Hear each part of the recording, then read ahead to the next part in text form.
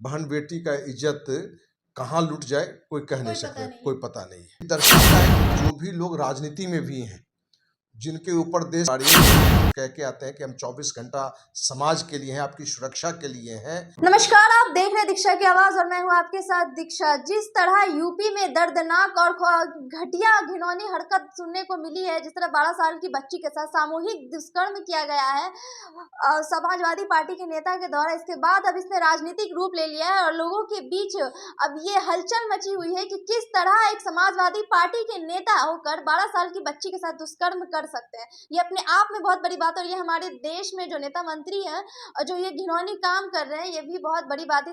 इसी पे हमारे साथ अभी मौजूद है अखिल भारतीय अपराध विरोधी मोर्चा के अध्यक्ष धनवंत सिंह राठौर। इस पे क्या बोलते हैं आप, जो हमारे देश के अब नेता मंत्री भी सामूहिक दुष्कर्म करने लगे हैं?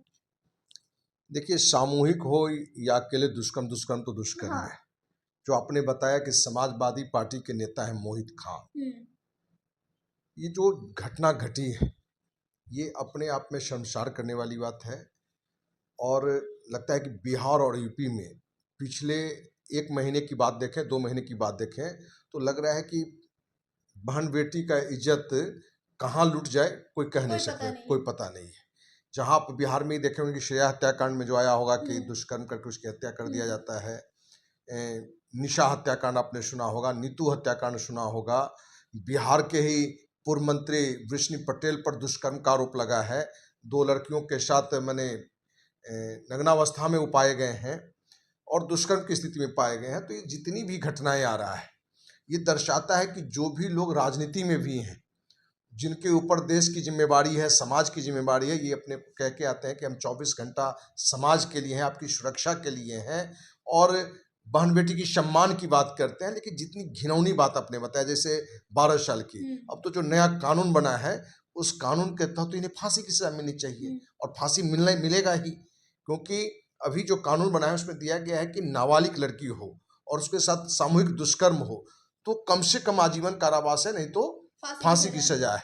तो ऐसे कोई भी कुकर्मी हो, हम एक चीज कहना चाहेंगे कि पार्टी जाति धर्म हम लोग न देखें कि गलत कौन कर रहा है, दुष्कर्म कौन कर रहा है, और इसी आधार पर हम उसकी सजा की बात करें और वो सजा मिलनी चाहिए। सामाजिक रूप से भी इसका कड़ा विरोध होना चाहिए और समाजवादी पार्टी क्या माने समाजवादी के नेता को भी चाहिए कि आपके ही पार्टी में यदि इस तरह के कोई दुष्कर्मी है, इस तरह के नीच काम कर सकता है, 12 साल की एक मासूम बच्ची के साथ जो अन्याय किया है, ऐसे लोगों को तो सरकार को भी चाहिए कि स्पीडी ट्रायल करे और जल्द से जल्द ऐसे लोगों को फांसी की सजा। सबसे बड़ी बात यह है कि उनकी पार्टी के जो अखिलेश यादव है या फिर जो उनके पार्टी के लोग इसको क्लीन चिट करने की कोशिश कर रहे हैं, कहीं ना कहीं इस बात को दबाने की कोशिश कर रहे हैं या फिर उनको बचाने की कोशिश कर रहे हैं। तो फिर ये क्या बात हुई कि आप 12 साल की बच्ची के साथ दुष्कर्म कर रहे हैं, उनको बचाने की कोशिश कर रहे हैं, सजा उनके लिए नहीं है।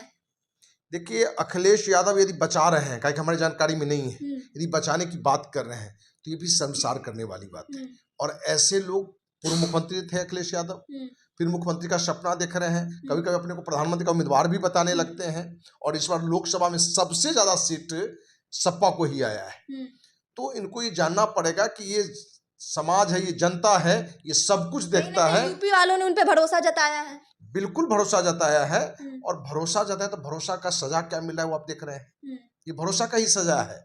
यदि गलत लोग को यदि आप सम्मान करते हैं, गलत लोग को आप पद देते हैं, तो आपको इसी तरह की घटना ज्यादा झेलना पड़ सकता है। और अखिलेश यादव या उनके पिता जो स्वर्गीय हो चुके हैं, चर्चा नहीं करनी, उनके समय जो राज था वो बहुत घिनौना राज था और उस समय ये घटना आम बात थी और जैसे आज बचाने का प्रयास हो रहा है। लेकिन हमें विश्वास है कि वहाँ एक ऐसा मुख्यमंत्री है योगी आदित्यनाथ जो इस तरह के दुष्कर्मी को कहीं से बचने नहीं देगा। वो अखिलेश यादव को कौन कहे, कोई भी शक्ति आ जाए, ऐसे दुष्कर्मी योगी आदित्यनाथ के नजर में बचेगा ये हमें नहीं दिखता है।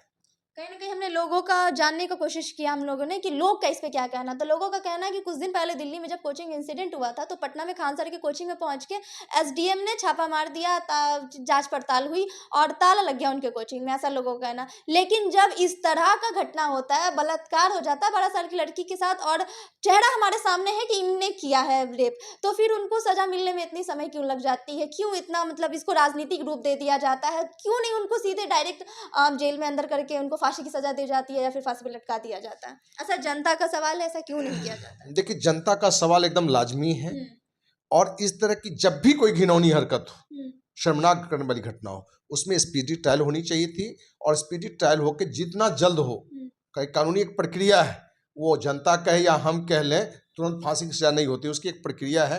क्योंकि प्रक्रिया इसलिए भी जरूरी है कि हो सकता है कभी कभी निर्दोष को भी रेपिस्ट बना दिया जाता है, जिसका सबसे बड़ा उदाहरण अभी औरंगाबाद का नबीनगर बना हुआ है। नबीनगर की घटना में श्रेया के साथ 5 लोगों को आरोपित करके जेल भेजा गया है, जिसमें 2 लोगों को दुष्कर्मी बनाया गया है। जबकि कड़वी सच्चाई क्या है कि पांचों निर्दोष है, पांचों निर्दोष है। जिसको दुष्कर्मी बताया गया है वो इस घटना में कहीं से लिप्त ही नहीं है। तो सिर्फ मुख्यमंत्री नीतीश कुमार की छवि बचाने में, पुलिस अपनी छवि बचाने में निर्दोष को जेल भेजवा दिया है, निर्दोष को रेपिस्ट बना दिया है, निर्दोष को हत्यारा बना दिया है।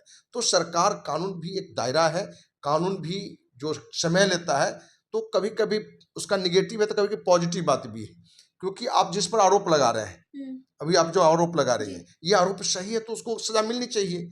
लेकिन कभी कभी निर्दोष पर भी आरोप लग जाता है, इसलिए न्यायालय का कुछ नियम है, जिला कोर्ट है, हाई कोर्ट है, फिर सुप्रीम कोर्ट है, तो प्रक्रिया लगेगा। कभी कभी हमको, आपको लगता है कि ये न्याय सही नहीं है, लेकिन जो ये जो कानून बनाने वाले लोग हैं वो विद्वान लोग होते हैं, समय को समझते हैं, तो उसको भी जरूरी है। लेकिन स्पीडी ट्रायल हो, इस तरह के मुद्दे पर स्पीडी ट्रायल हो, और जो भी घटना हो उसका दूध का दूध, पानी का पानी निकल के आवे, और जो दोषी है तो उसको तुरंत सजा मिलनी चाहिए।